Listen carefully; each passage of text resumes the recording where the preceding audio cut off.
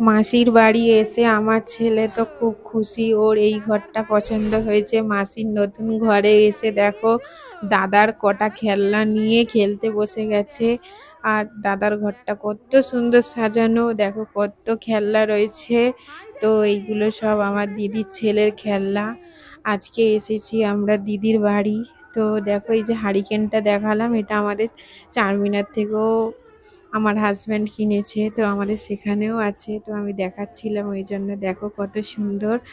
আর এটা আমার দিদির নতুন ঘর বলতে গেলে আমার দিদির এটা ওপরে, নিচে ঘর আছে, তো এটা ওপরে দোতলায়। দেখো কত সুন্দর ঘর বানিয়েছে। তো বানানোর পর আমরা এই প্রথম এলাম। তো আমরা তো এমনি 1.5 বছর পরে হায়দ্রাবাদ থেকে এসেছি। তো আমি বলি চলো দিদির বাড়িটা একটু ঘুরে যাই। দেখো এখানটা কত সুন্দর দেখতে লাগছে। তো এইটা হলো দিদির ঘর, খুব সুন্দর হয়েছে। খাটটাও খুব সুন্দর, ঘরের ডিজাইনটাও খুব সুন্দর হয়েছে, ফল সিলিংটাও সুন্দর হয়েছে।